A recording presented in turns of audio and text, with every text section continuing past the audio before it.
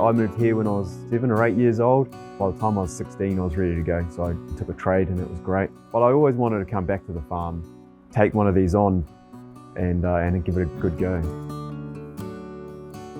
So we came back, we went contract milking and then went share milking. We did that for 3 years and then we've formed an equity partnership with Luke's parents to buy into the land next door that we've purchased. So the farm size, this original one, effective hectares 75. There's about 210 cows on this one. And then we've bought the neighbours, which is 129 hectares. Combine the whole lot together, by the time we effective area, we're about 200 hectares now, running 510 cows.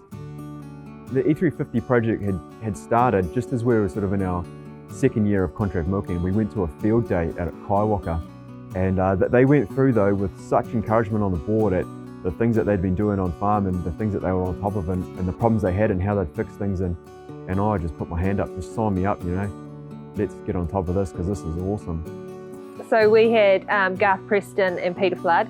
Both of them are Ruawai farmers. So yeah, Garth Preston as well, he's on a family farm that's got long history like this one here.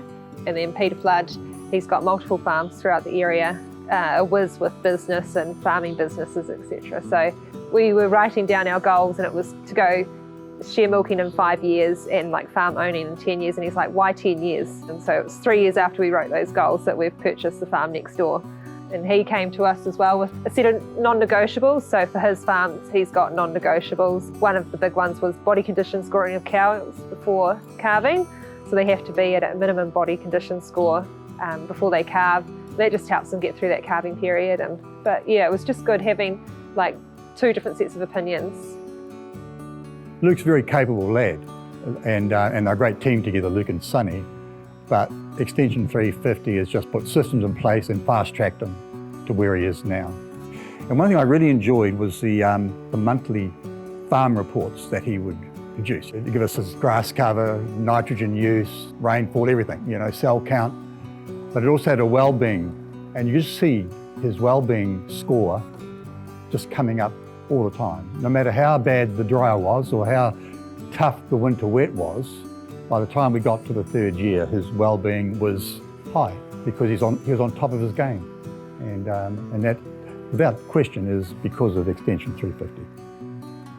When times are tough and your well-being score might be like below a 4, and Luke sent it out in the report that, you know, his well-being score's a 4, the E350 team would then like look at the well-being first up, and it was a phone call straight away, you know, like what's going on, how can we help? And that was like incredible to, you know, have someone watching out for you and supporting you like that along the way. And yeah.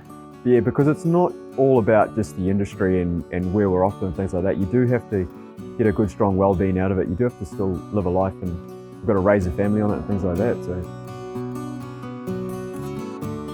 it also brings people together. The host farm, it also has little satellite farms that get involved as well. They come along here and they learn also. So it's sort of like a stone in a pond, you know, and it's a ripple effect.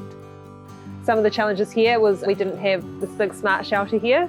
We had the environment team come out from Northern Regional Council, and they went through everything. It was part of E350 that you had to have a farm environment plan.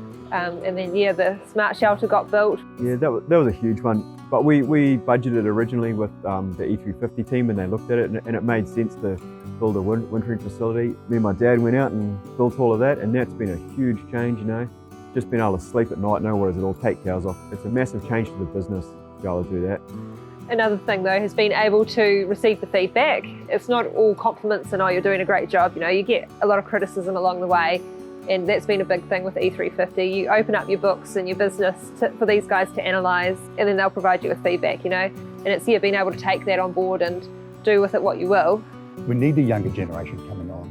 There's always been a way forward in dairying. It's changed over the years, and you know, this is a real prime example.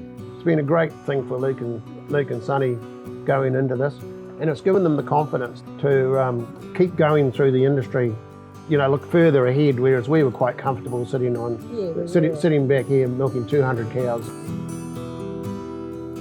I feel the Extension 350 program, it's a well thought of program. There's been some outstanding results from it, whether that's farm ownership, share milking, succession. One of the key guys was Chris Neal, and he said, you know, when you start this project, you're going to be like this. You're going to be, nah, this is how we do it. And then by the end of the project, it's going to be, come on then, what else you got for me? You give me anything you've got and we can handle it. And it's been exactly like that. That now, whatever the problem is, it's fine, we'll get on top of it. It's just learning that when you're in these farms, you're not in it alone. There's so much support out there, you have to use it.